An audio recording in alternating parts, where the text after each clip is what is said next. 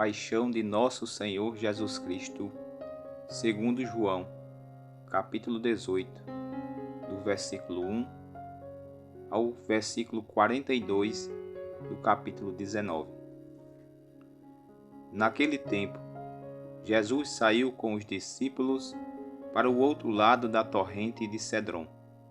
Havia ali um jardim, onde ele entrou com os discípulos. Também Judas, o traidor, conhecia o lugar, porque Jesus costumava reunir-se aí com os seus discípulos.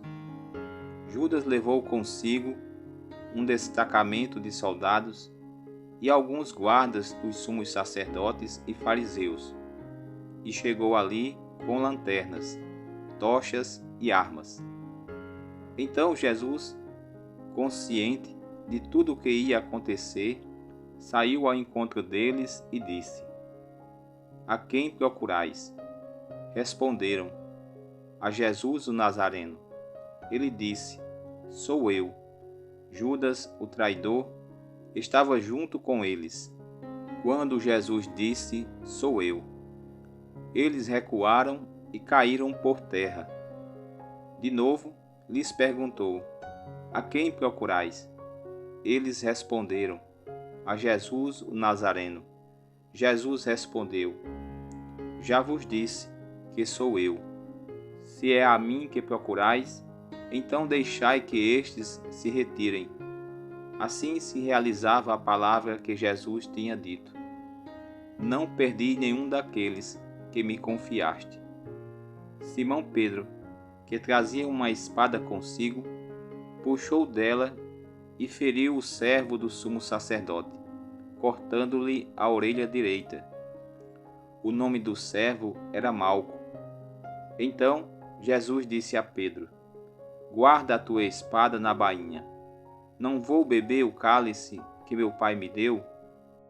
Então os soldados, o comandante e os guardas dos judeus prenderam Jesus e o amarraram. Conduziram-no primeiro a Anás, que era o sogro de Caifás, o sumo sacerdote naquele ano. Foi Caifás que deu aos judeus o conselho: é preferível que um só morra pelo povo. Simão Pedro e um outro discípulo seguiam Jesus. Esse discípulo era conhecido como sumo sacerdote e entrou com Jesus no pátio do sumo sacerdote. Pedro ficou fora, perto da porta. Então, o outro discípulo, que era conhecido como sumo sacerdote, saiu, conversou com a encarregada da porta e levou Pedro para dentro. A criada que guardava a porta disse a Pedro: Não pertences também tu aos discípulos desse homem? Ele respondeu: Não. Os empregados e os guardas fizeram uma fogueira e estavam se aquecendo, pois fazia frio. Pedro ficou com eles, aquecendo-se.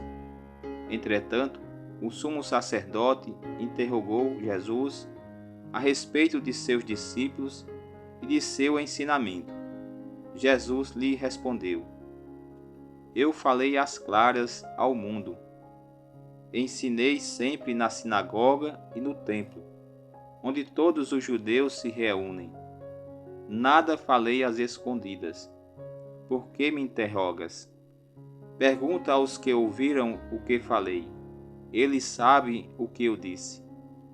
Quando Jesus falou isso, um dos guardas que ali estava deu-lhe uma bofetada, dizendo: É assim que respondes ao sumo sacerdote? Respondeu-lhe Jesus: Se respondi mal, mostra em que. Mas se falei bem, por que me bates? Então Anás enviou Jesus amarrado para Caifás, o sumo sacerdote. Simão Pedro continuava lá, em pé, aquecendo-se. Disseram-lhe: Não és tu também um dos discípulos dele? Pedro negou: Não. Então um dos empregados do sumo sacerdote, parente daquele a quem Pedro tinha cortado a orelha, disse: Será que não te vi no jardim com ele? Novamente Pedro negou. E na mesma hora o galo cantou. De Caifás levaram Jesus ao palácio do governador. Era de manhã cedo. Eles mesmos não entraram no palácio, para não ficarem impuros e poderem comer a Páscoa. Então Pilatos saiu ao encontro deles e disse: Que acusação apresentais contra este homem? Eles responderam: Se não fosse malfeitor, não o teríamos entregue a ti. Pilatos disse: Tomai-o vós mesmos e julgai-o de acordo com a vossa lei. Os judeus lhe responderam: Nós não podemos condenar ninguém à morte.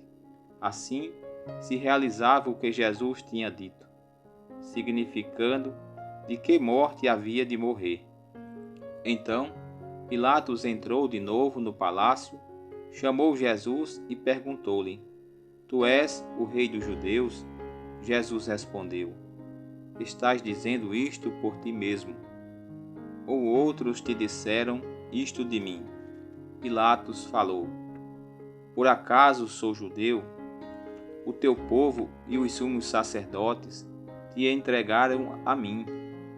Que fizestes? Que fizeste? Jesus respondeu: O meu reino não é deste mundo. Se o meu reino fosse deste mundo, os meus guardas lutariam para que eu não fosse entregue aos judeus. Mas o meu reino não é daqui. Pilatos disse a Jesus: Então tu és rei. Jesus respondeu: Tu o dizes. Eu sou rei. Eu nasci e vim ao mundo para isto, para dar testemunho da verdade. Todo aquele que é da verdade escuta a minha voz. Pilatos disse a Jesus: O que é a verdade? Ao dizer isso, Pilatos saiu ao encontro dos judeus e disse-lhes: Eu não encontro nenhuma culpa nele, mas existe entre vós um costume, que pela Páscoa eu vos solte um preso. Quereis que vos solte o rei dos judeus? Então começaram a gritar de novo: Este não, mas Barrabás. Barrabás era um bandido. Então Pilatos mandou flagelar Jesus. Os soldados teceram uma coroa de espinhos e colocaram na cabeça de Jesus. Vestiram-no com um manto vermelho. Aproximavam-se dele e diziam: Viva o rei dos judeus! E davam-lhe bofetadas. Pilatos saiu de novo e disse aos judeus: Olhai, eu o trago aqui fora diante de vós, para que saibais que não encontro nele crime algum. Então Jesus veio para fora, trazendo a coroa de espinhos e manto vermelho. Pilatos disse-lhe: Eis o homem. Quando viram Jesus, os sumos sacerdotes e os guardas começaram a gritar: Crucifica-o! Crucifica-o! Pilatos respondeu: Levai-o vós mesmos para o crucificar, pois eu não encontro nele crime algum. Os judeus responderam: Nós temos uma lei, e segundo esta lei, ele deve morrer, porque se fez filho de Deus. Ao ouvir estas palavras, Pilatos ficou com mais medo ainda. Entrou outra vez no palácio e perguntou a Jesus: De onde és tu? Jesus ficou calado. Então Pilatos disse: Não me respondes? Não sabe que tenho autoridade para te soltar e autoridade para te crucificar?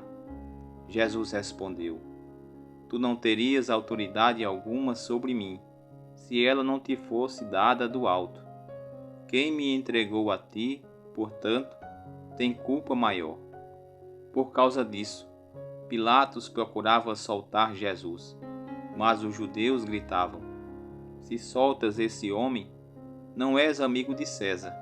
Todo aquele que se faz rei declara-se contra César. Ouvindo estas palavras, Pilatos trouxe Jesus para fora e sentou-se no tribunal, no lugar chamado Pavimento, em hebraico, Gábata. Era o dia da preparação da Páscoa. Por volta do meio-dia, Pilatos disse aos judeus: Eis o vosso rei. Eles, porém, gritavam: Fora, fora, crucifica-o. Pilatos disse: Hei de crucificar o vosso rei. Os sumos sacerdotes responderam: Não temos outro rei senão César.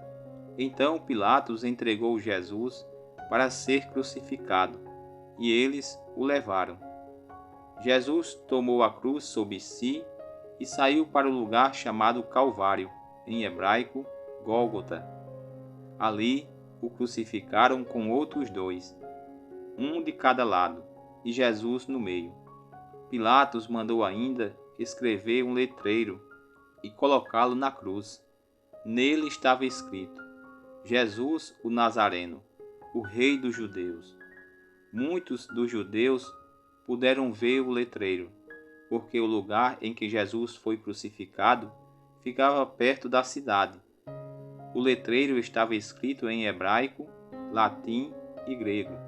Então, os sumos sacerdotes dos judeus disseram a Pilatos: Não escrevas o Rei dos Judeus, mas sim o que ele disse: Eu sou o Rei dos Judeus. Pilatos respondeu: O que escrevi está escrito. Depois que crucificaram Jesus, os soldados repartiram as suas roupas em 4 partes, uma parte para cada soldado. Quanto à túnica, esta era tecida sem costura, em peça única de alto a baixo. Disseram então entre si: Não vamos dividir a túnica. Tiremos a sorte para ver de quem será. Assim, se cumpria a escritura que diz: Repartiram entre si as minhas vestes e lançaram sorte sobre a minha túnica. Assim procederam os soldados. Perto da cruz de Jesus estavam de pé a sua mãe, a irmã da sua mãe, Maria de Cleófas e Maria Madalena. Jesus, ao ver a sua mãe e ao lado dela o discípulo que ele amava, disse à mãe: Mulher, este é o teu filho. Depois disse ao discípulo: Esta é a tua mãe. Daquela hora em diante, o discípulo a acolheu consigo. Depois disso, Jesus, sabendo que tudo estava consumado, e para que a Escritura se cumprisse até o fim, disse: Tenho sede. Havia ali uma jarra cheia de vinagre.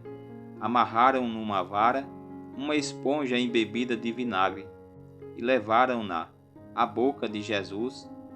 Ele tomou o vinagre e disse: Tudo está consumado. Inclinando a cabeça, entregou o Espírito. Era o dia da preparação para a Páscoa. Os judeus queriam evitar que os corpos ficassem na cruz durante o sábado, porque aquele sábado era dia da festa solene.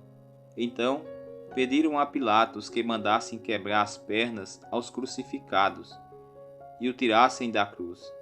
Os soldados foram e quebraram as pernas de um e depois do outro, que foram crucificados com Jesus. Ao se aproximarem de Jesus e vendo que já estava morto, não lhe quebraram as pernas, mas um soldado abriu-lhe o lado com uma lança, e logo saiu sangue e água. Aquele que viu dá testemunho, e seu testemunho é verdadeiro. E ele sabe que fala a verdade, para que vós também acrediteis. Isso aconteceu para que se cumprisse a Escritura, que diz: Não quebraram nenhum dos seus ossos. E outra Escritura ainda diz: Olharam para aquele que transpassaram. Depois disso, José de Arimateia, que era um discípulo de Jesus, mas às escondidas, por medo dos judeus, pediu a Pilatos para tirar o corpo de Jesus. Pilatos consentiu. Então José veio tirar o corpo de Jesus. Chegou também Nicodemos, o mesmo que antes tinha ido de noite encontrar-se com Jesus. Levou uns 30 quilos de perfume feito de mirra e aloés. Então tomaram o corpo de Jesus e o envolveram-no com os aromas em faixas de linho, como os judeus costumavam sepultar. No lugar onde Jesus foi crucificado, havia um jardim. No jardim, um túmulo novo, onde ninguém tinha sido sepultado, por causa da preparação da Páscoa, e como o túmulo estava perto, foi ali que colocaram Jesus. Palavra da salvação, glória a vós, Senhor. Estamos diante do maior gesto de misericórdia de nosso Deus. Jesus, como servo obediente e fiel, tomou sobre si os pecados da humanidade. Ele morreu em nosso lugar. Como cordeiro conduzido ao matadouro, não abriu a boca. Ele recebeu bofetadas e humilhações por amor de nós. Foi acusado de pregar contra o templo e dizer-se Rei e Filho de Deus. O inocente é condenado pela justiça iníqua do mundo. Sua entrega é sinal da fidelidade radical a Deus e ao seu povo. O mistério da cruz reside em duas traves. A haste vertical da cruz aponta para o infinito, para o mistério de Deus. Já a haste horizontal apresenta os braços abertos do Cristo, que acolhe, ama, redime e salva a humanidade ferida. Na narrativa da paixão do Evangelho de São João, predomina a imagem do Cristo Rei. O seu trono é a cruz. A sua coroa é de espinhos. Suas vestes de púrpura são motivo de escândalo e de zombaria. Às 3 horas da tarde, o véu do templo se rasga de alto a baixo. O ser humano tem agora acesso absoluto a Deus. Tudo está consumado. Ao entrar no caminho da paixão de Jesus, uma pergunta brota naturalmente: onde está Deus em nossa experiência de sofrimento? Mas Deus desafia-nos a responder a própria pergunta: onde está você no meu sofrimento? Ele revela aos nossos olhos dolorosos abertos o mistério da sua própria presença em nosso sofrimento e morte dos seus filhos e filhas. É o Deus que se identifica com a dor do mundo, com a marginalização dos excluídos. Por sua paixão, Jesus Cristo nos livrou de Satanás e do pecado. Ele nos fez merecedores da vida nova no Espírito Santo. A sua graça restaura o que o pecado deteriorou em nós. Glória ao Pai, ao Filho e ao Espírito Santo, como era no princípio, agora e sempre. Amém. Rezemos. Pai nosso que estais nos céus, santificado seja o vosso nome. Venha a nós o vosso reino. Seja feita a vossa vontade, assim na terra como no céu. O pão nosso de cada dia nos dai hoje. Perdoai as nossas ofensas, assim como nós perdoamos a quem nos tem ofendido. E não nos deixeis cair em tentação, mas livrai-nos do mal. Amém. Ave Maria, cheia de graça, o Senhor é convosco. Bendita sois vós entre as mulheres. Bendito é o fruto do vosso ventre, Jesus. Santa Maria, Mãe de Deus, rogai por nós, pecadores, agora e na hora de nossa morte. Amém. Que você possa vivenciar essa sexta-feira da paixão com bastante fé e devoção. Que você tenha uma sexta-feira santa abençoada.